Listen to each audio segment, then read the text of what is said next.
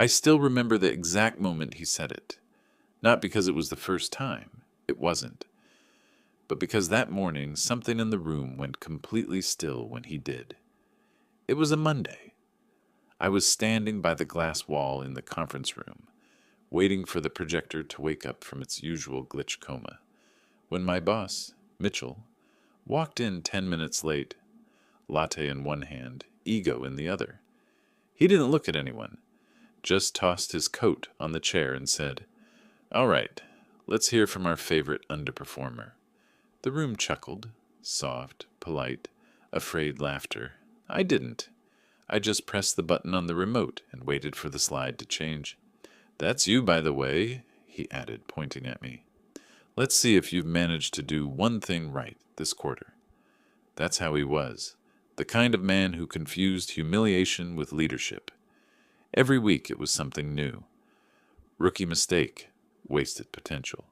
Maybe you're just not built for pressure. He said it like he was giving advice, but it always landed like a punch. I'd been working under him for 3 years. I'd built systems that kept our private aviation clients on schedule down to the minute. Charter requests, terminal access, fueling, crew rotations.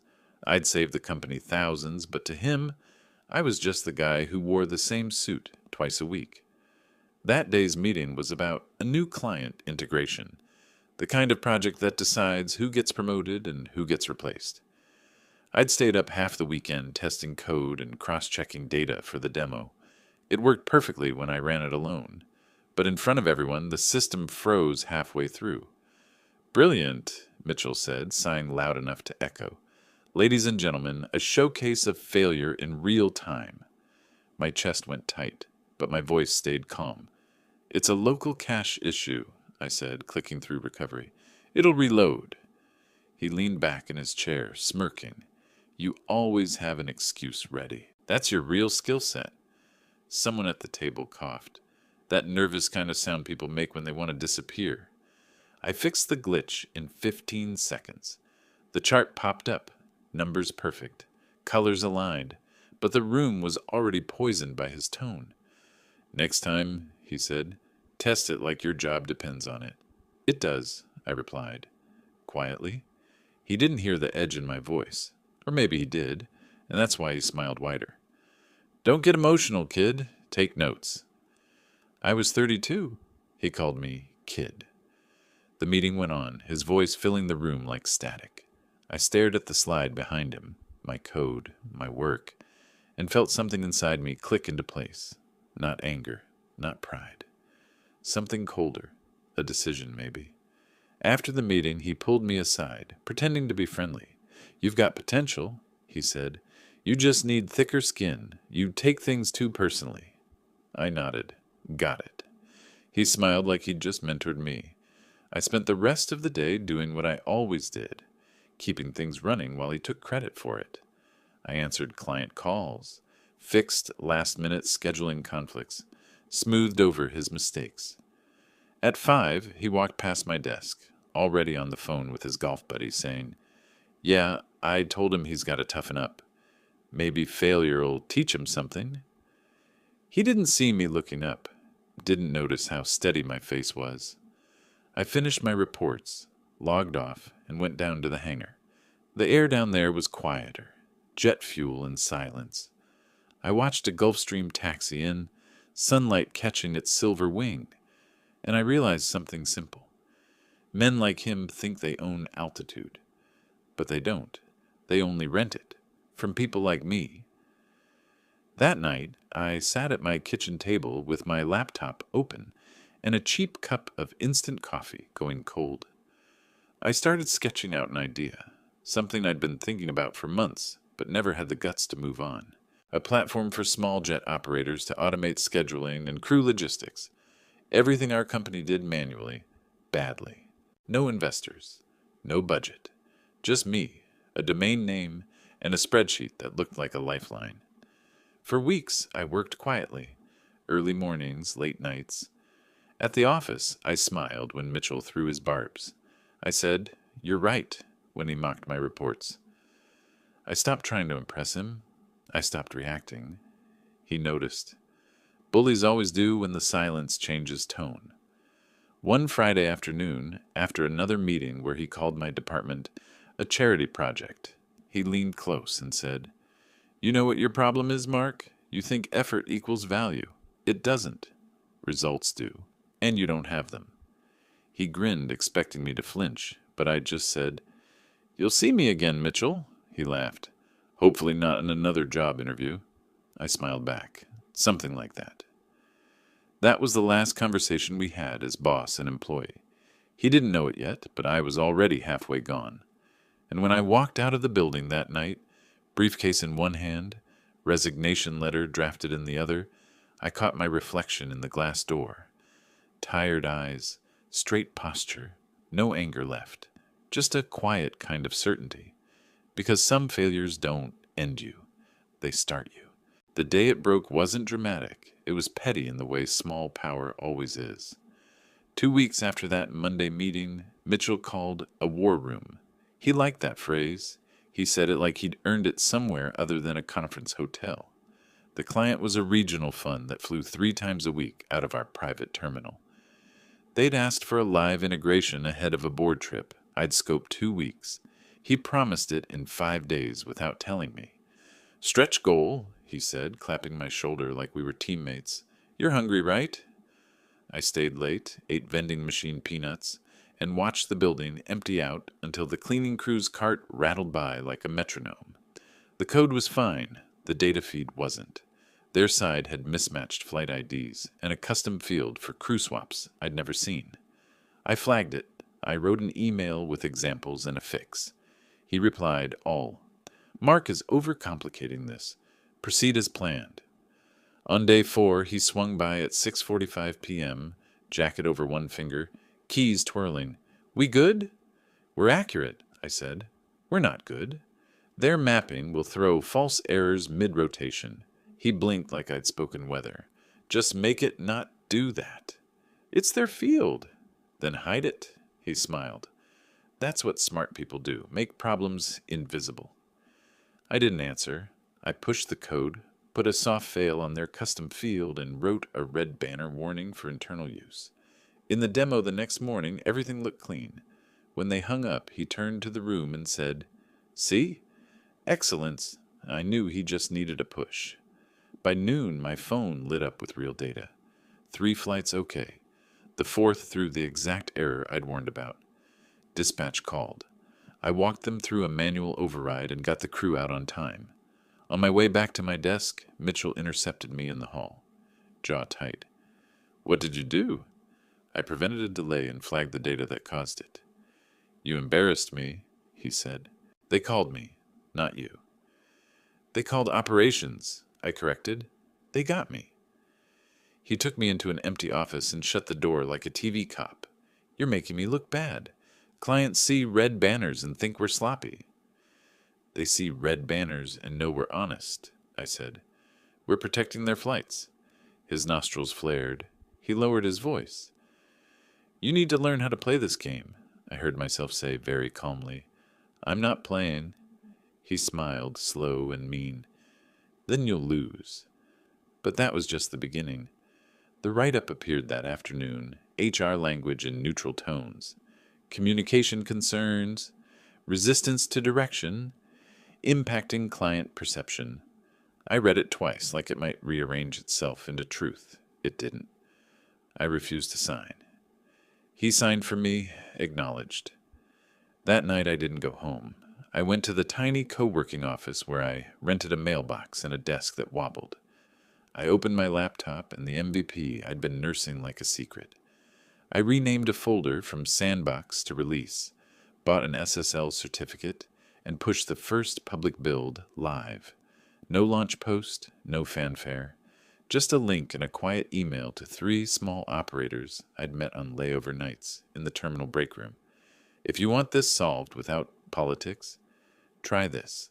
Free for 30 days. If it breaks, tell me." I slept 3 hours and came back to the office to find my badge deactivated. Security let me up after a phone call. Mitchell met me at the elevator with a grief counselor expression. "Must have been a mistake," he said. Happens with the system sometimes. We both knew it wasn't. He kept me out of the war room. He scheduled check-ins to discuss tone. He copied his boss on threads about my attitude. He moved a junior analyst into my seat while I was in the bathroom. It was small, and it was constant. Injustice rarely shows up with a banner. It erodes. 2 of the operators wrote back to my late-night email. One said the tool saved him 30 minutes on crew swaps. The other asked if I could add a simple REST compliance check. I built it that night. Coffee, code, deploy. In the morning, he replied, "This is exactly what we needed. What's your rate after the trial?" I typed a number that made sense for a one-man shop and hit send with my heart thudding. He accepted in 5 minutes. I stared at the screen, not elated so much as released. Some part of me unclenched. I wasn't building a unicorn. I was paying for groceries with work that respected me. That was enough. For now. Mitchell called me into another meeting with HR. Same script. We want to support you. We're concerned about fit. This can turn around. He slid a performance improvement plan across the table like a priest offering a pamphlet. I read it. 90 days of metrics that didn't measure anything I actually did. A weekly check-in where he'd grade my attitude like a pop quiz. And a forced mentorship with someone who used buzzwords like they were earned. At the bottom, failure to meet these goals may result in termination. I pictured 3 months of shrinking to keep a man comfortable. Then I pictured the hangar light on a quiet morning, the line guys laughing at some joke only they heard, the sleek nose of a jet cutting dawn like a promise. I put the paper down. "No," I said. Their eyebrows lifted. Mitchell sat back, already almost smiling. He wanted the argument. He wanted the performance. I didn't give him one. I slid an envelope across the table. "This is my 2 weeks. I'll document everything and leave the systems clean. I won't be attending any more tone meetings." HR looked almost relieved. "Are you sure you don't want to take the weekend to consider?" "I already did." Mitchell couldn't help himself. "Where are you going? You have something lined up?" "Something like that," I said. He laughed softly. "Good luck out there, kid. It's rough for people who can't handle pressure." I stood. "I handle pressure fine. I don't handle disrespect." That night, I stopped being the hero. I changed my routines like a man changes locks. I moved my morning run earlier. I turned off notifications from people who only reached out when they needed a fire put out. I told 2 trusted clients I was leaving, gave them clean handoffs, and refused goodbye drinks that would turn into postmortems. I kept my mouth shut about Mitchell. The people who knew didn't need the story. The people who didn't wouldn't believe it. On my last day, I brought donuts for the ops team because they deserved more than what they got. I left a 30-page document with every quirk and workaround I'd ever used. I put my badge on my desk and walked out without looking back at the glass that had reflected me for 3 years. No applause, no speeches, just shoes on concrete and a parking lot that didn't belong to me anymore. I went straight to the terminal, not to our office, to the public lounge, where pilots check weather and line staff swap shifts. I sat at a corner table, opened my laptop, and watched the analytics on my little tool blink to life in real time. 3 operators now, then 4. A 5th signed up out of nowhere. Referral unknown. I added a welcome email that didn't sound like marketing and a billing page that didn't pretend to be free forever. A week later, I got an email with a domain I recognized in the from line, not one of the small guys, but a mid-sized fleet with a real operation and a real problem. They were bleeding time on ground due to crew rest math and ad hoc swaps. Could I do a call? I could. We spoke for 40 minutes. I didn't oversell. I didn't promise the moon. I offered to run a pilot for 1 base. No long contract. Cancel anytime. The ops director said, "You sound like someone who's been the one catching the calls at midnight." I said, "I have." He said, "Good. We'll try you." I hung up and stared at my reflection in the dark part of the screen. Same face, different weight. A small current of anger still ran underneath everything, but it was cleaner now, shaped by the work instead of the humiliation. I built what they needed in a week. They paid on time. We shook hands over Zoom like grown-ups. I bought a better chair and a second monitor with my first invoice. I upgraded my coffee from instant to a small bag with a label that used words like notes and finish. I slept like a person who had left a burning building and found a porch. Mitchell didn't reach out. Of course he didn't. Men like that only call when they need a body to stand in front of a blast. I heard from a friend of a friend that he'd been promising the moon to a major client to make his quarter look heroic. He booked more dinners. He said strategic more often. He was still renting altitude. 2 months in, the mid-size fleet asked if I could meet their investment partner at the private terminal to discuss an expansion to all bases. I said yes. The day arrived clear and bright, heat shimmering over the tarmac like a mirage. I put on the only suit I owned that didn't remember Mitchell's office and checked my tie in the truck window. They thought I was gone. I wasn't. The private jet terminal smelled like quiet money, citrus polish, espresso, and jet fuel so clean it almost felt sterile. It was a Friday just before noon, the kind of day that pretends to be calm before something important happens. I parked in the lower lot, away from the glass doors where valets lined up to greet the arrivals. I still didn't see myself as one of them. The suits who owned the air instead of worked under it. But that day I wasn't carrying someone else's badge. I was walking in with a contract in my briefcase and my name on the company heading. Inside, the air conditioning hit with that familiar hum I used to hear every morning when I fixed someone's broken passcode or printed the new rotation sheets.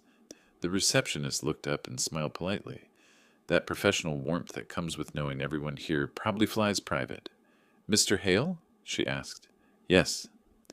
"They're already in the lounge. Would you like something to drink?" "Water's fine," I said, trying not to laugh at how surreal it sounded. Someone offering me water while waiting to meet investors. As I walked toward the glass conference suite, I saw him. Mitchell. He was standing near the windows, animated as ever, waving his hands while talking to a man in a dark blue suit. The same investor I'd come to meet. For half a second my brain lagged, like a computer that couldn't handle 2 realities at once. Then it clicked. He's here for the same client. Mitchell hadn't changed. Same overconfident tilt of his chin, same perfect hair, same fake laugh that used to echo through the office like feedback. He wore the same smugness like a tailored jacket. He hadn't seen me yet. I slowed near the corner of the room, half hidden behind a plant, watching as he pointed at a tablet, probably pitching another one of his revolutionary process updates that someone else had built. His voice carried even through the glass. We handle logistics with precision.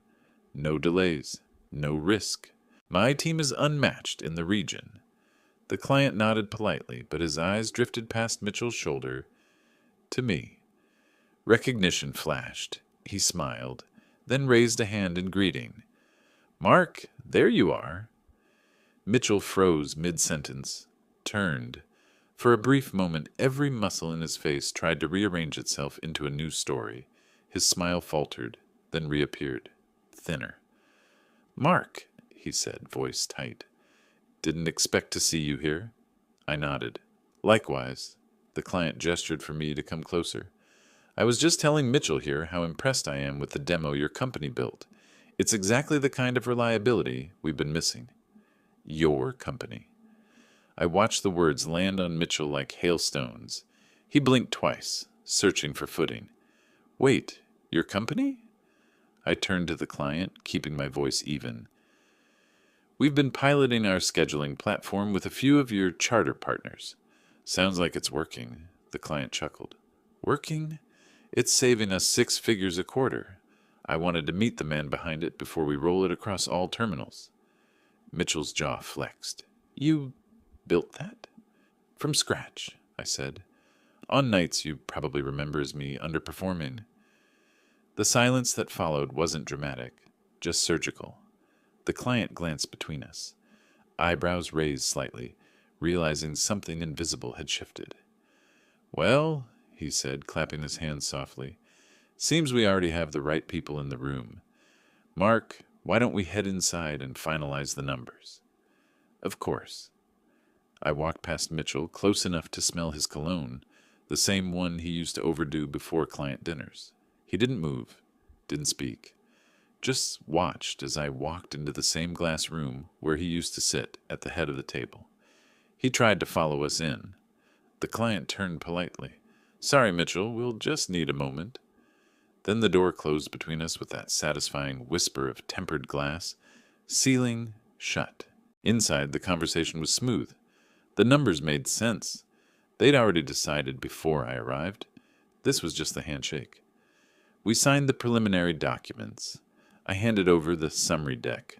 Professional, calm, like I'd done this 1,000 times.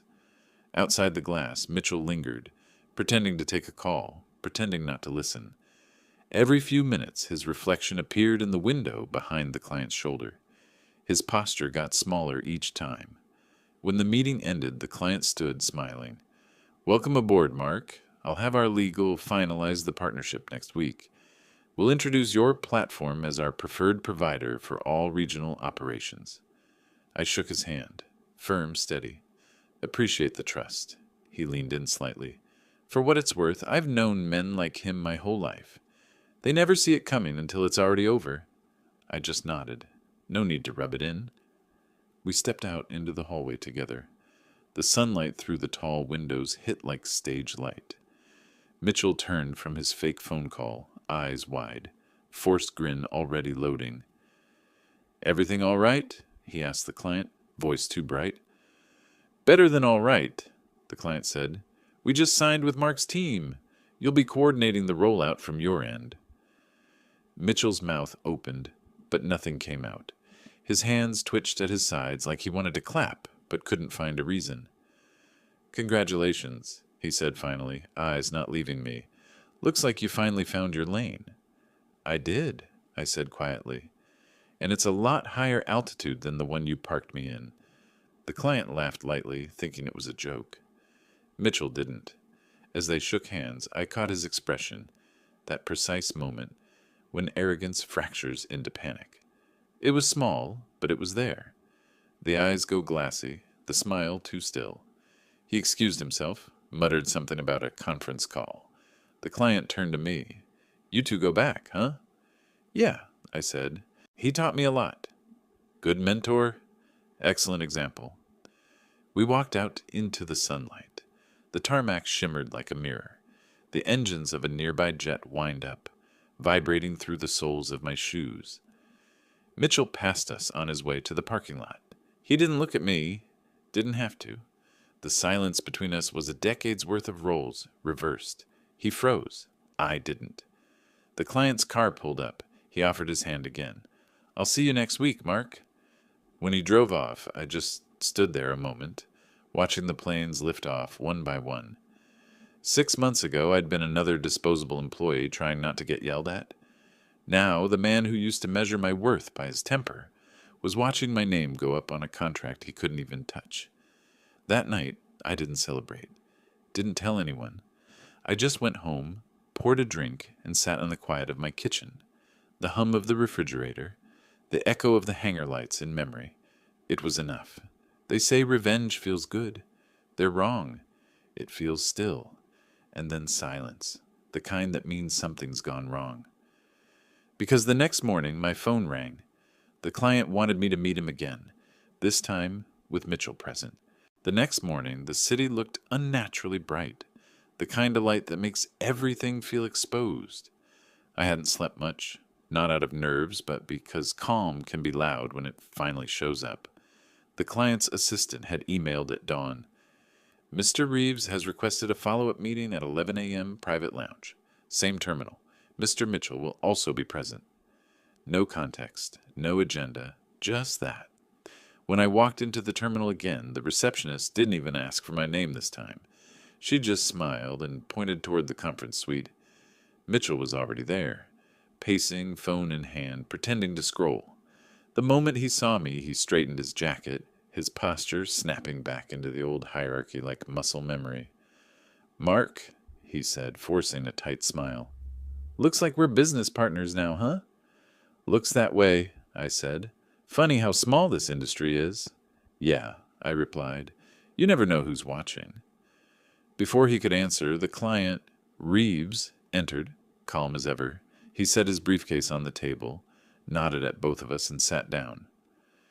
Gentlemen, he began, I wanted to bring us together before we formalize everything next week. There's a lot of overlap between your operations, and I'd like to make sure we align expectations. Of course, Mitchell said, leaning forward like a man trying to reclaim the room. I think we can integrate whatever Mark's team is building into our framework seamlessly. Reeves tilted his head. That's not exactly what I meant. Mitchell blinked. I'm sorry. Reeves clasped his hands. I'm talking about acquisition, not integration.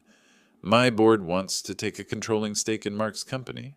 And it's small now, but the model's scalable, and frankly, it's the future.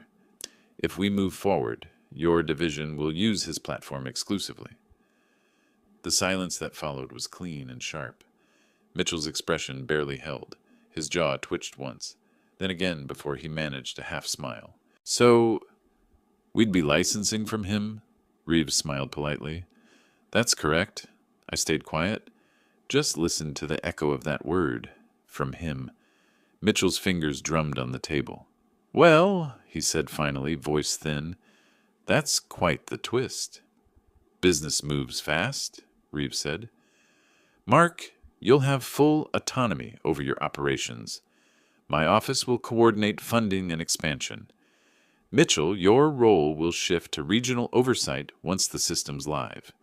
You'll report performance metrics quarterly. There it was, the inversion, a clean fold of the power dynamic, neat as origami. Mitchell nodded slowly, still smiling, still pretending this wasn't the moment he realized the floor had changed beneath him. Understood, he said. Reeves gathered his papers. Excellent. We'll finalize next week. He shook both our hands. Mitchell's first, mine last. Then he left the room, leaving the quiet behind like a ghost.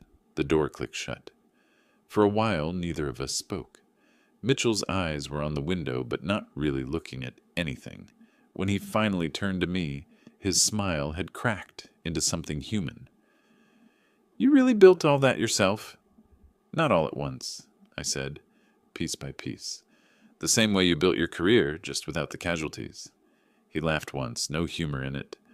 You always were good with words. I just learned to use them at the right time. He nodded, sighed, and for the first time since I'd known him, didn't look bigger than he was. Guess I misread you, he said quietly. You didn't, I said. You saw exactly what I was. You just didn't think it mattered. He looked down at the table. You're gonna do fine, you know. Guys like you always do. Yeah, I said, because we actually work. He opened his mouth like he wanted to say something else, but didn't. I picked up my briefcase, pushed my chair back, and stood. As I walked toward the door, he said my name. Mark. I turned. I was hard on you because I thought that's what it took. To make people tougher, guess I was wrong. I looked at him for a long moment. No, I said. You were right about one thing. He frowned. What's that? It did make me tougher, just not in the way you hoped. Then I left. Outside, the tarmac shimmered under the noon sun.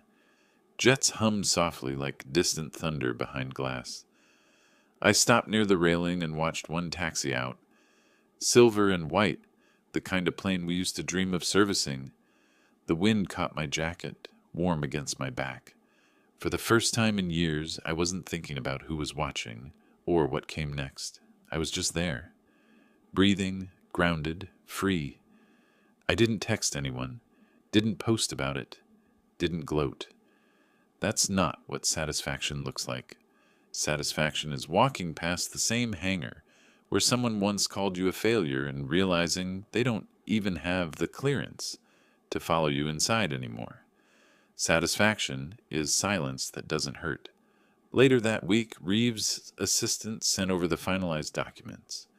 My company, the one that started on a cracked laptop and instant coffee, was now valued at more than my old employer's entire operations division. The irony didn't even sting. It just fit. I signed the paperwork, sent it back, and went for a drive out to the coast. Rolled the windows down. Let the salt air sting my face until it felt real again. As the sun dropped low, I thought about Mitchell. How he'd probably spin the story. How he'd tell people he'd helped discover me. Maybe he'd believe it himself. That's fine. Some people need their lies to stay upright. I just needed the truth. Because the truth was simple. I wasn't his failure. I was his lesson. And the lesson was this. You can't own someone who never stopped moving forward. I pulled over near the cliffs, stepped out, and watched a jet slice the orange sky. I didn't wonder where it was going. For once, I didn't need to. Some failures don't break you. They free you.